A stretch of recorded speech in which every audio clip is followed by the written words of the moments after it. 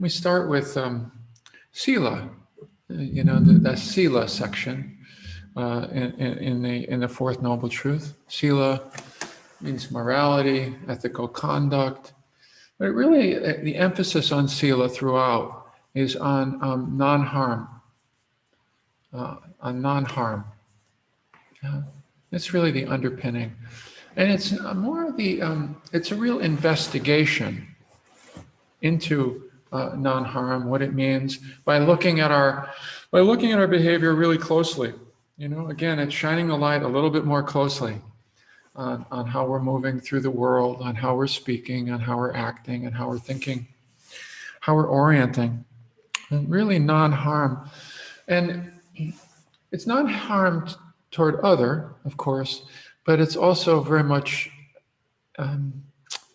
non-harm toward self, toward ourselves. Yeah.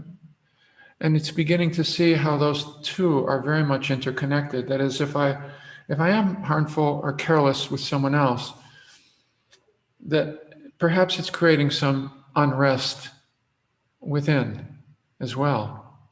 And maybe that's happening, and sometimes I'm noticing it, but maybe sometimes I'm not. Let's take a closer look. Let's take a closer look. And there's a real sense of appreciation in Sila of the radical interconnection. Radical interconnection, yeah? That so much of our stress, so much of our struggle and dissatisfaction is connected with the notion that we're in here, isolated from out there. Yeah? It's me and them, me and they, huh? Me and them. I'm in here, everyone else is out there, the world is out there. And to some extent, these practices, all of these practices, address the myth of isolation. Yeah? That we're really not isolated, that there's a much more permeable membrane at all times, that we're always in the matrix, that we're also always part of an ecosystem, and that we forget that we're somehow wired to forget that. Yeah? Wired to believe that we're somehow in here. But that's created, We weren't in here when we were 6 months old. Yeah? There was no in here. How did that in here get developed? Yeah. The myth of isolation. I remember when I spent 6 months in a Trappist monastery, and I had met a monk, or a monk who'd been there for 16 years, and then he came out, and I asked him. I got to know him quite well, actually. He said, I asked him what did he notice over all these years of practice? And he paused and he said, it's that gradually the skin between things seems to fall away. The skin between things begins to fall away. And in these practices, we become more sensitized to the reality of that. And Sila is an invitation to begin to look more carefully at that, the within and the without. And where is there harm? And where is there harm in here? And how is that? And how does that feel? Not so much coming down as a kind of a commandment or a series of shoulds or should do, but just check it out. And let's take a closer look at how all this is feeling, at how we're doing in here. Yeah? And we first get that cognitively. Of course, we're all connected. Yeah, of course we are. Of course we know that. But we don't necessarily move through our day as if that were true, as if I were totally connected with everyone or everything around me. Yeah. So I get it cognitively, and then I get it, and then I get more intuitive understanding. And then there's more of a sense of really internalizing it gradually and moving through the world as if that were so. I love the Tibetan notion. It's actually a belief in Tibetan Buddhism, but it's a wonderful orienting thought. A little intimidating, but that we should move through the world as if all beings at one point or another have been our mother in a past lifetime. In some sense that we're part of one tribe, and we kind of know that, but kind of don't remember that. It's one of those things that we forget. There's all kinds of partitions we have, all kinds of views there. Yeah. And more in Sila, it's investigating also that common humanity, a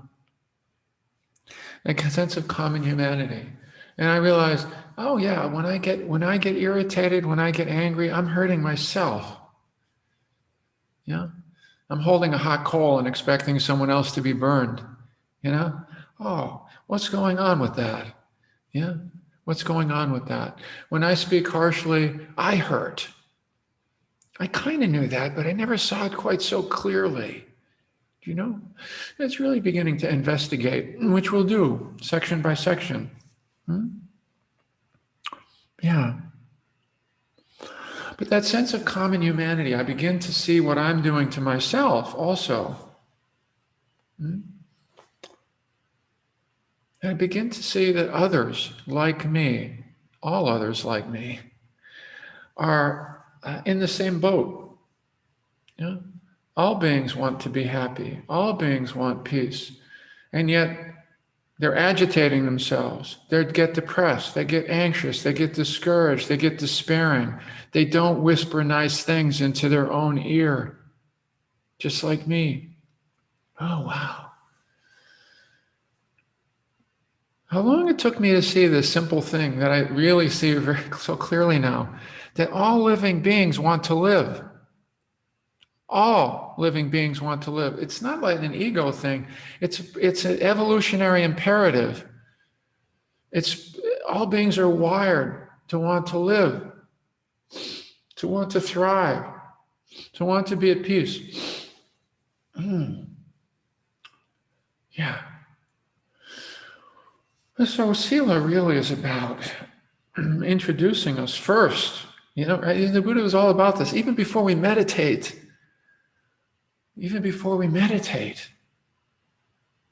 let's take a closer look at some things that we kind of know.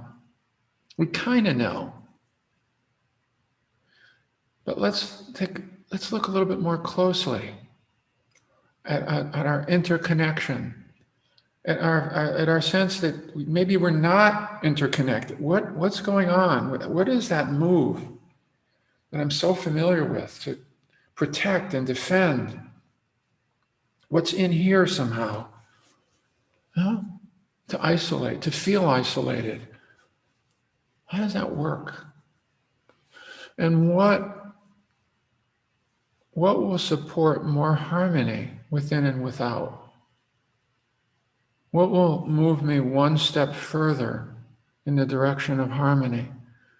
In the direction of a word that they use in Buddhism, I love, blamelessness. A sense of not feeling that there's anything to be blamed for in here. How do I start to move in that direction? Yeah.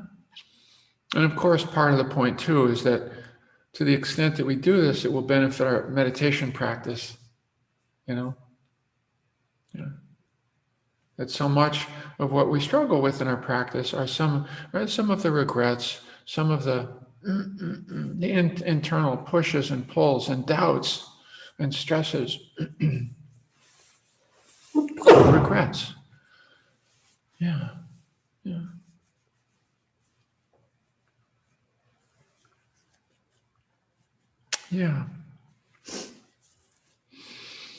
And so we'll move into this territory now together. Again, it's like holding up more like a magnifying glass. Remember when you were a kid, there used to be magnifying glasses around a lot when I was a kid, I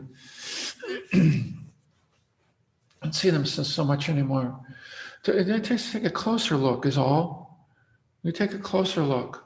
The Eightfold Path is about taking a closer look and taking a real inventory of what's going on. I love the Zen expression.